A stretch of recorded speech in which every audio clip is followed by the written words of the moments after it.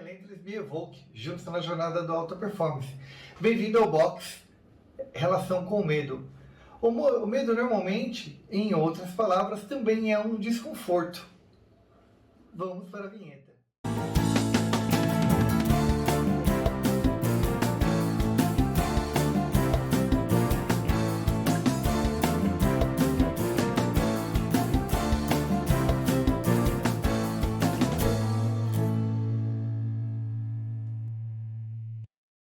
Esse desconforto também pode ser percebido com perigo voluntário e incontrolável.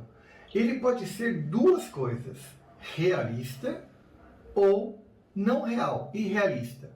Quando ele é realista, ele é baseado em premissas lógicas, coisas que você acredita ser totalmente verdadeira, né? Situações, fatos, situações passadas. Mas também esse desconforto, ele pode ser não real. E ele se baseia, às vezes, em premissas falsas, coisas que você acredita ser verdadeiras, situações, emoções que você acredita que vivenciou. Vamos contar um pouquinho mais sobre isso. Inúmeros autores, né, e inúmeras pesquisas, já há muitos anos, estudam sobre o medo. Então, o medo ele é estudado sobre diferentes perspectivas, tais como biológicas, psicológicas, neurológicas e socioculturais. Apesar da existência de diferentes abordagens, suas contribuições representam um complemento à análise do medo de seres humanos. Por exemplo, alguns autores em específicos dizem que adotam, né, o medo sobre três perspectivas básicas: instintivo, racional e imaginativo. O instintivo é o medo mais antigo que o homem tem, é aquele medo inerente ao ser humano, vamos chamar de medo animal, é aquele medo básico, né? O medo racional é aquele medo associado a características vividas, ao seu passado, a situações que você já vivenciou e hoje você tem medo. Por exemplo, como, sei lá, colocar o dedo na tomada. Já coloquei o dedo na tomada, coloquei choque, hoje eu tenho medo de colocar o dedo na tomada e tomar choque novamente. E o medo imaginário, né? Como, por exemplo, medo de cemitério, né? Medo de alma penada, medo de assombração, medo de dormir no escuro. Então, aquele medo de coisas que você imagina serem medo de determinadas coisas que está no seu imaginário, medo associado a coisas imaginativas. Lembrando, né, que o medo ele é associado a uma glândula que nós temos no cérebro, né, vou chamar de glândula. Não sei se a amígdala é uma glândula, né, mas existe uma parte cerebral chamada amígdala, né, que é a nossa parte antiga do cérebro, que ela é responsável em responder a esses estímulos, né, estímulos animais nossos, e ela responde a toda e qualquer característica ao medo. Então, o medo é uma preocupação com o risco e a incerteza sobre a possibilidade de êxito em determinadas situações. O risco pode ser normalmente percebido como um perigo involuntário e em parte incontrolável, e naturalmente isso provoca medo, né? Temos que lembrar que o medo ele é muito importante para o ser humano. Quando o humano sente medo, imediatamente, né, esse processo que eu acabei de falar da amígdala, o cérebro manda uma instrução para o corpo e o fígado imediatamente produz adrenalina.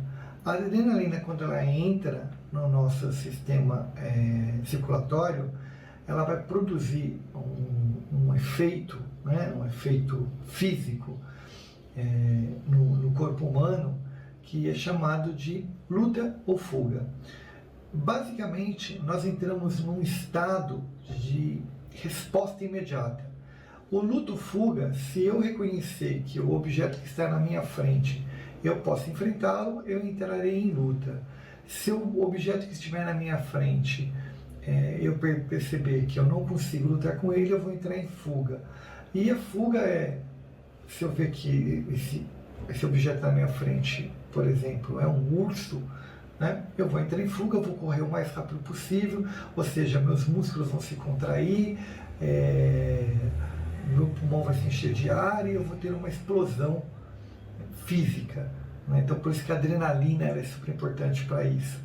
É aquela situação que quando você mergulha, né, e você entra naquele estado de afogar, imediatamente aquela sensação que você tem que seu oxigênio acaba imediatamente, é que você está sendo, o teu organismo está enchendo de adrenalina, né? Então você está entrando em luta ou fuga, o teu organismo está tentando te salvar, ele está te dando máxima condição muscular, só que ele acaba com o seu oxigênio em poucos minutos, em poucos segundos, o seu oxigênio se esvai. Então, essa é uma característica que a adrenalina faz, né? E o oposto da adrenalina é o cortisol, que o teu cérebro também manda, né, o cortisol para te desacelerar, né? É a mesma coisa, o organismo dele vai entrar em situação de luta ou fuga perante uma situação imaginária.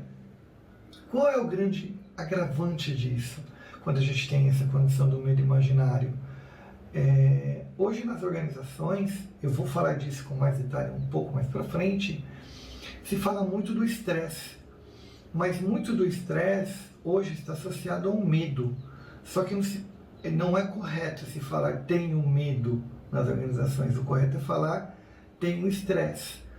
Muito do burnout que se ouve hoje nas empresas é o excesso de medo, né? É você queimar todo o seu oxigênio, é você queimar todas as suas limitações por excesso de medo, né? O burnout, né? Às vezes você está com síndrome de pânico, né? O pânico é o medo ao seu extremo, você vai ter pânico e você está falando que você tem um burnout. Então são situações, Luiz, mas os médicos sabem a diferença entre burnout e síndrome de pânico, e as pessoas também sabem, até certo ponto, né? Então, é muito importante essa condição, né, de análise sobre o que é relação com medo, essa compreensão do medo, né? O que é medo e a definição de medo, o que significa medo. Quando você realmente está em uma situação de estresse, né, para frente eu vou trazer o conceito de Mikhail Csikszentmihalyi, né, que fala um pouquinho dessa relação da tarefa em relação ao seu esforço,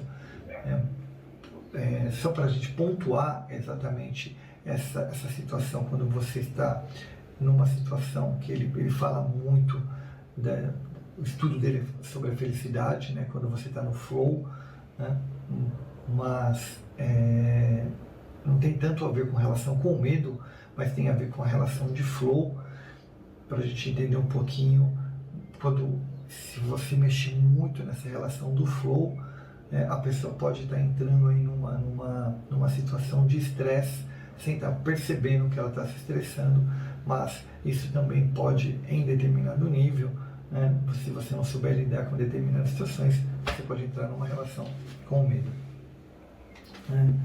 E outra coisa super importante, né, é uma palavra chamada ubiquidade, né, que é quando o medo pode estar em qualquer lugar, né? O medo pode estar na sua empresa, o medo pode estar no caminho para a sua empresa, o medo pode estar no elevador, o medo pode estar numa área comum. Tem pessoas que têm medo de contato com outras pessoas. Óbvio, né, que talvez nesse período de 2020, por conta do corona, as pessoas fiquem mais resistentes, mas talvez antes do corona ou pós-corona, as pessoas ainda terão essa característica de lidar com uma certa dificuldade com outras pessoas, né? Mas o medo do elevador, o medo de um acidente de trânsito, então o medo do insucesso, né? O medo propriamente dito do fracasso, insucesso, o medo desse fracasso, o medo de não atingir um objetivo, o medo de não atingir uma meta, o medo, por exemplo, quando uma mulher, né, está grávida, o medo de não ser uma boa mãe, o medo de não atender as expectativas. Então existe uma série de medos que estão no nosso entorno o tempo todo. E não existe nenhum estudo, né, que fale que você consiga desassociar o medo da pessoa, né? Então, dentro da organização, eu não consigo desassociar o medo da pessoa dentro da empresa. Então, não tem como você fazer nenhum tipo de trabalho onde o medo se desassocie. Então, se a pessoa tem um medo natural sobre alguma coisa, ela vai levar esse medo para dentro do ambiente de trabalho, porque o medo é inerente ao ser humano, né? E por fim, nenhum ser humano vai descobrir nunca a origem, né, de todos os seus medos. Por mais que a gente compreenda, né, é óbvio que tem alguns medos mais fáceis da gente reconhecer, sei lá, medo de animais peçonhentos, medo de determinadas situações, mas sempre vai surgir uma coisa ou outra, e alguns medos que você não tinha, você passa a ter.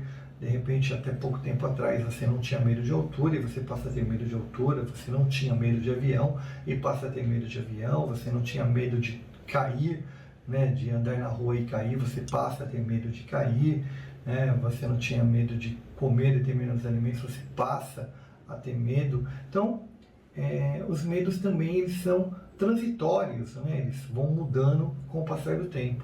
Então, esse reconhecimento do medo e essa aprendizagem do medo também faz parte de todo um processo nosso de evolução, todo um processo nosso de reconhecimento de medo, de apropriação do que nós chamamos medo. Então o medo é muito importante para nós, até no nosso próprio desenvolvimento, no nosso aprendizado. Então, saiba que mesmo dentro das organizações, as pessoas sentem medo.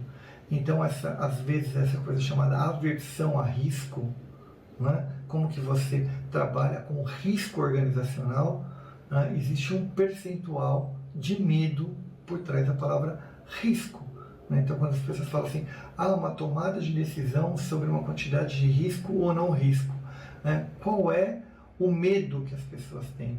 Né? Não é só a palavra risco que está em pauta, mas existe a palavra medo também. Eu tenho medo de tomar uma decisão e, ao tomar essa decisão, eu vou trazer um impacto. Então não é só aversão a risco, é medo. Eu também tenho medo de fazer isso, mas eu posso falar dentro do meu ambiente organizacional que eu tenho medo?